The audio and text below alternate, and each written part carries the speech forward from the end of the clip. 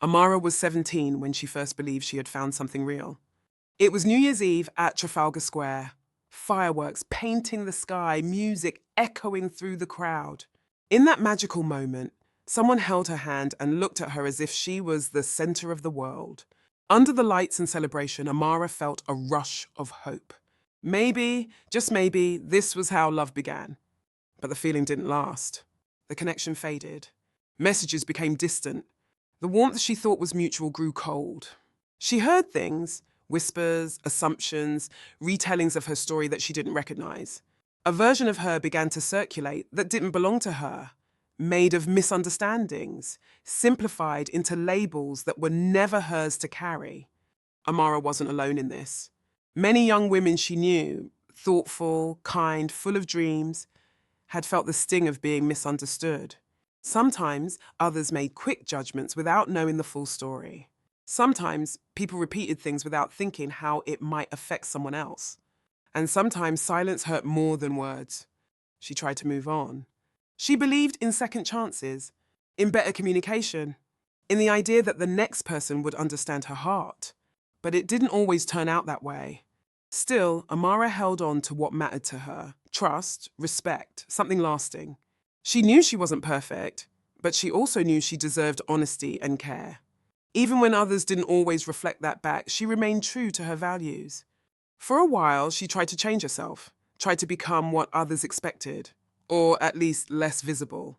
But it didn't feel right. That wasn't who she was. Her heart was still open, and she wanted to keep it that way.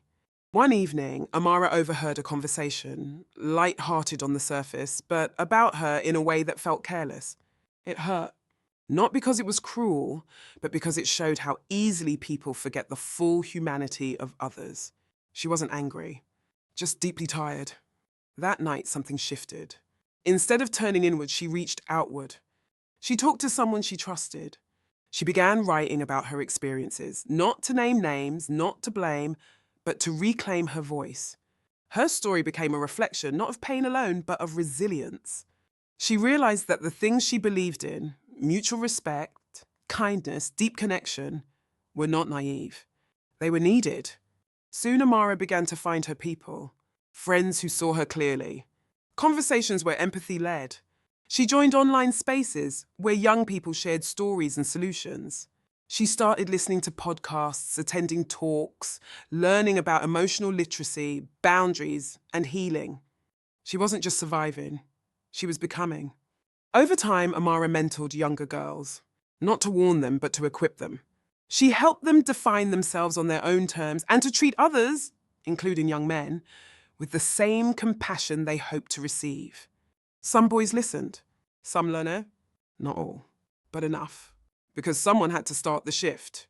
Amara never claimed to have all the answers, but she knew this much. Her story was hers to own. Her name was not anyone else's to define. And love, real love, would never ask her to shrink. As the next generation rises, they carry with them a little more awareness, a little more kindness, and a lot more courage. Because Amara lived her truth and shared it. And that made all the difference.